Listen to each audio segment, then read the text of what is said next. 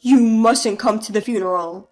My husband Roger shouted at me when he learned that his father had deceased after a long battle with an illness. What wife doesn't attend her father-in-law's funeral?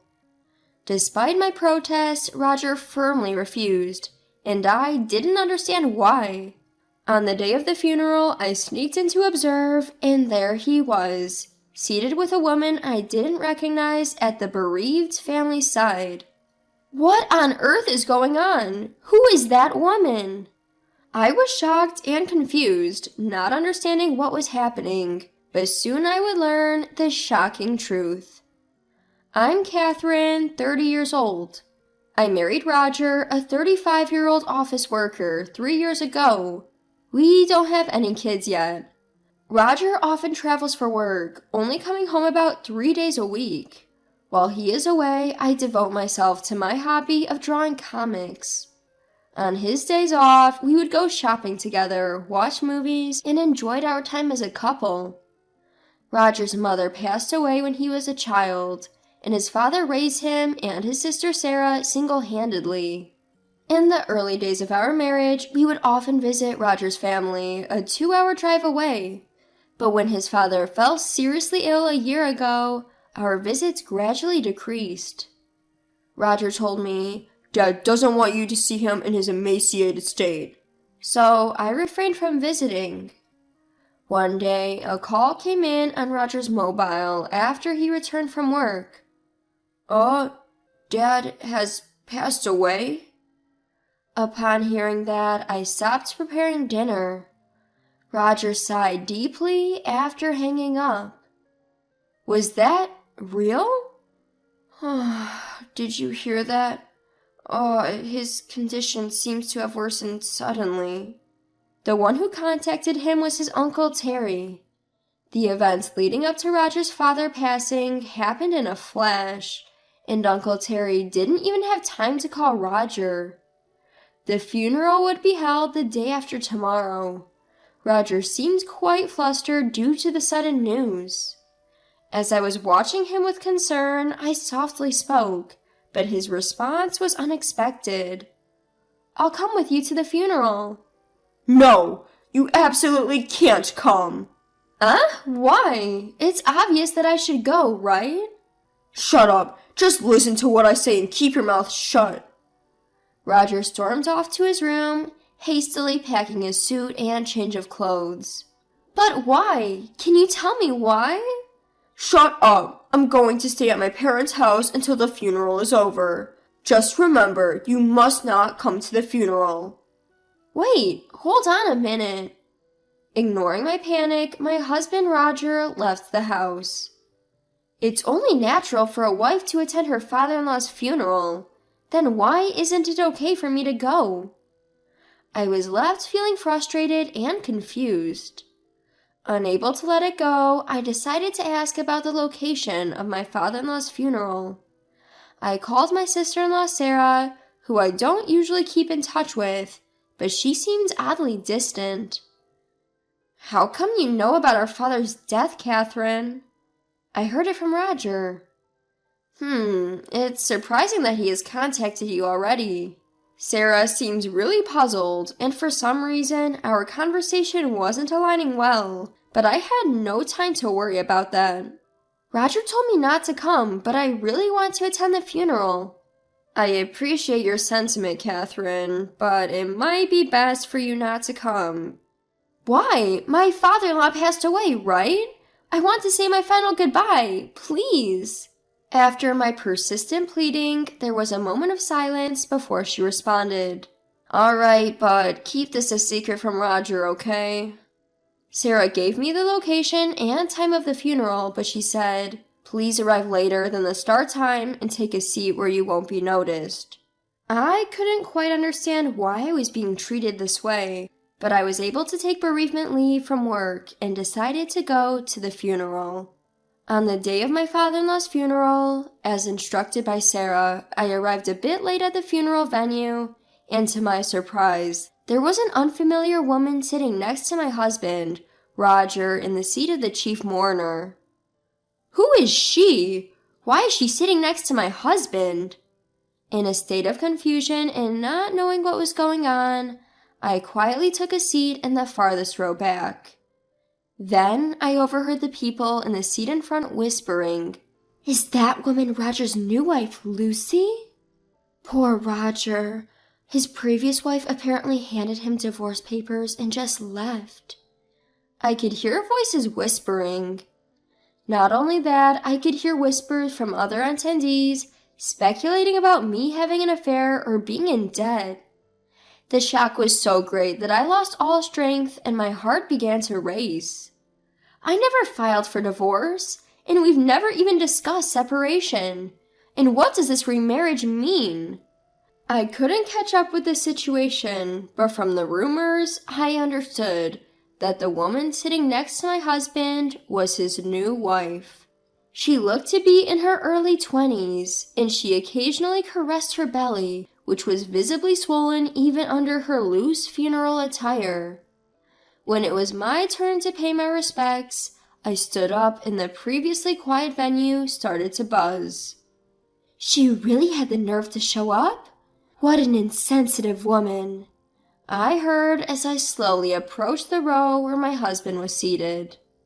When my husband Robert caught my eye, his face turned ashen and he looked visibly shaken, but his new wife seemed oblivious to his distress. Having finished paying my respects at the funeral, I swiftly left the funeral home to head to the city hall, escaping his piercing gaze. There, I took out my copy of the family register, where it was written deregistration, indicating that our divorce had taken place 5 months ago.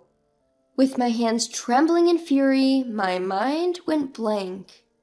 How could he dare to secretly file for divorce and remarry? I will never forgive this. I gritted my teeth, resolved to take revenge on my husband. Even after a few days, Robert never returned home, nor was there any communication from him. Didn't he say he would stay at his parents' house until the funeral was over? I was filled with a desire to confront him, but I chose not to contact him, waiting to see what his next move would be. Why on earth would he secretly file for divorce and remarry, all while living with me and keeping it a secret? There must be something else going on here. As I thought back on Roger's past actions one by one, I noticed something and quickly switched on my computer. I remembered seeing him typing away at a blog on his computer in the middle of the night. Going through his history, I discovered a blog titled Roger the Dragon King's Wild Diary. There were no pictures of Roger's face, but there were pictures of his car and our home, so I knew without a doubt that it was his. As I read each article he had posted, the details of what he had been planning were written out, and my body heated up with surging anger. Ah, that's it! With a brilliant scheme in mind to get back at Roger, I called my sister-in-law Sarah and another individual. Preparing meticulously, I couldn't help but look forward to seeing the expression on Roger's face. On the day of the operation, I was standing in front of the house Roger shared with his new wife, Lucy. After a while, a delivery truck pulled up and the delivery man began unloading packages. Lucy came out of the house and began exclaiming at the entrance. "What the hell is this? Whose packages are these? Hey, darling!" Huh? What's going on? Called by Lucy, Robert emerged, his eyes bulging as he looked at the multitude of cardboard boxes that had been delivered. Who's it from? As he leaned in to see the sender's name, he abruptly began acting suspiciously, spreading his arms to hide the packages. Well, of course he would. After all, with the sender labeled as ex-wife Hart, there was no way he could keep his cool. Seeing this, Lucy raised her voice. "Ex-wife?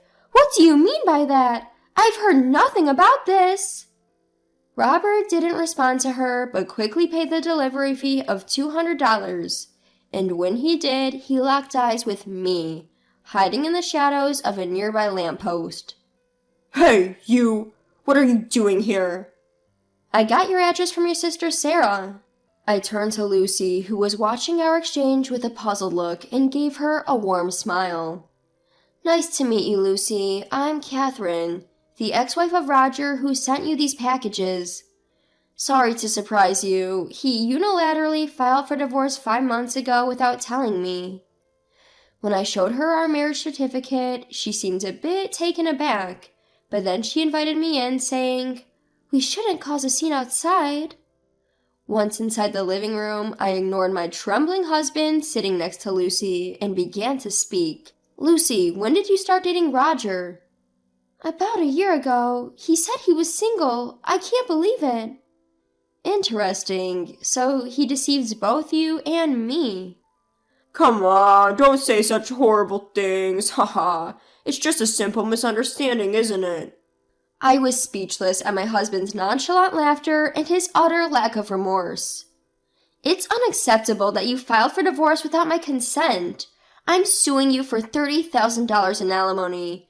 You've been cheating, so it's only fair, right?" What? Why should I have to pay that?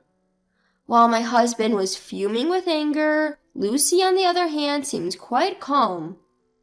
"Well, don't be so stingy. Just pay her, darling. After all, you're the boss, so $30,000 shouldn't be a big deal, right?" At hearing that, I couldn't help but burst out laughing. Lucy looked at me, puzzled by my reaction. "Who's the boss? Roger's been lying about that too?" "Lucy, he's just an ordinary office worker." "What? Roger, what's going on?"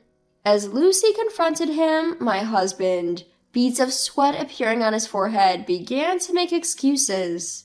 Lucy, I'm sorry for lying, but when my father died, I came into a large sum of money. His stupidity left me with nothing to do but laugh bitterly. From his blog, which I had found, it was clear that he was under the delusion that he would inherit a fortune if his seriously ill father passed away.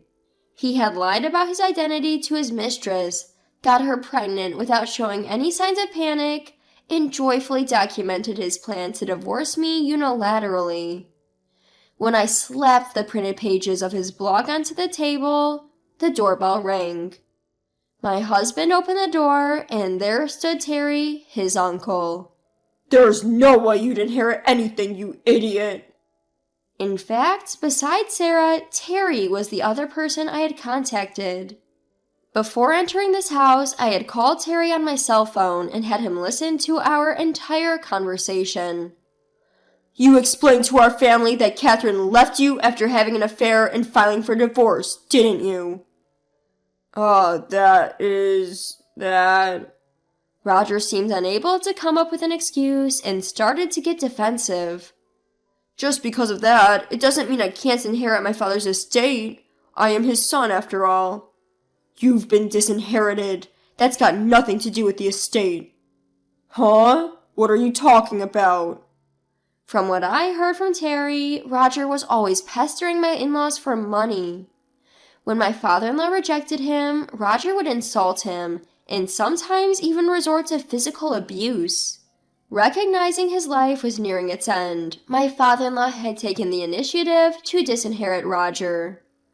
Hold on a minute. So you're saying I'm not getting a single cent? I've got debts because I was counting on my father's inheritance. What am I supposed to do? That's what you deserve, was all I could say. Your father wanted you to become a responsible person. That's why you thought it would be better not to give you any money. Don't you understand his feelings? So, give me the inheritance and I'll become more responsible.